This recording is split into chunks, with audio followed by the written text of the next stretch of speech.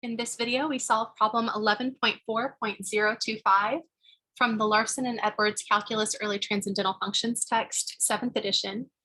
We're asked to find the area of the triangle with the given vertices. So basically, I've got a point over here and a point over here, and a point that's not on the same line with those 2 points over here. And those create a triangle. Those should be the straight line segments. This is kind of a cartoon of our triangle. It's in three-dimensional space, of course, but it's kind of hard to draw 3D on a 2D sheet of paper, so we'll just draw it like this. Finding the area of that triangle is actually pretty simple. The area of the triangle that has those 3 points as vertices can be found using this formula. First, I'll create a vector from A to B, and then I'll create a vector from A to C. The area of the parallelogram that has U and V as adjacent sides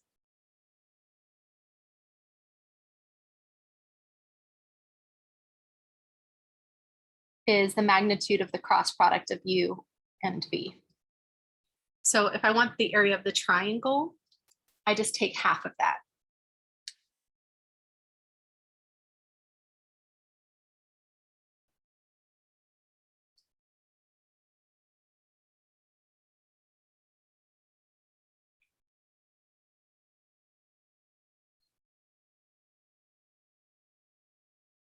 Now, it's very important that U and V actually start with the same initial point, because this is the length of U times the length of V times the sine of the angle between them.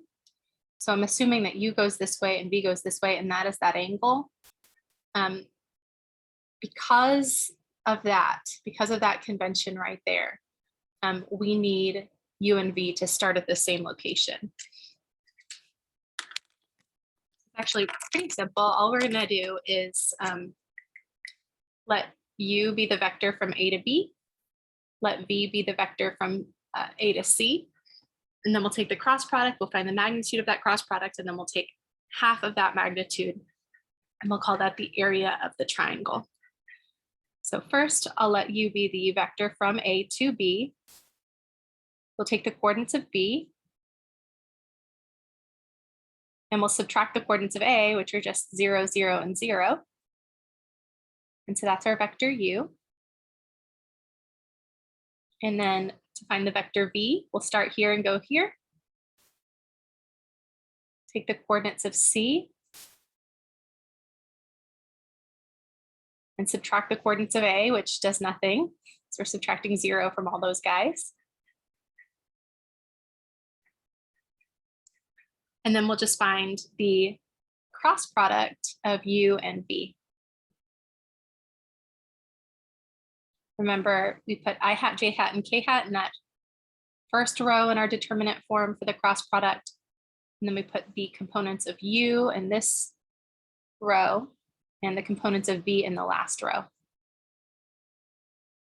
And then we say I hat times. And we cross out the row and column containing I hat, and we write down that 2 by 2 determinant. And then you're always going to subtract. That's a sign convention. It's plus minus plus if we're expanding along that top row. And we always expand along the top row when we're computing a cross product.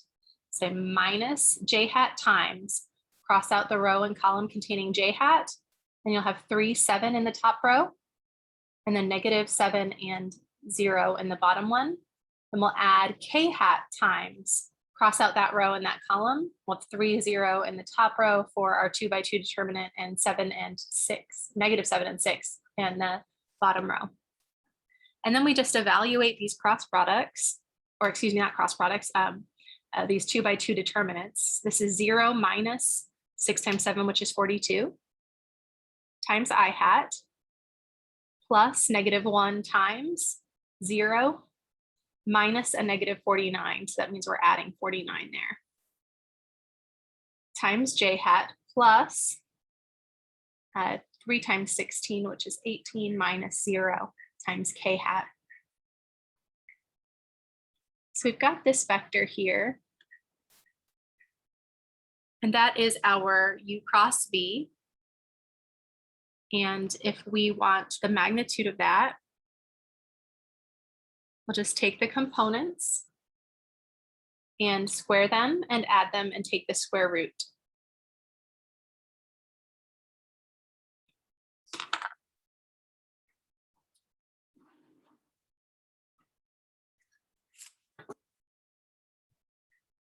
So I'll have 42 squared, 42 squared plus 49 squared plus 18 squared. Square root of the answer is 67. Okay, great. Now that's the area of the parallelogram that has u and v as adjacent sides. So that would be the area of something that looks more like this.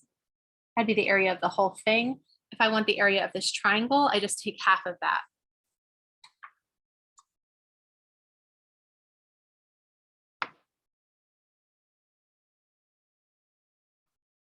And that's our answer.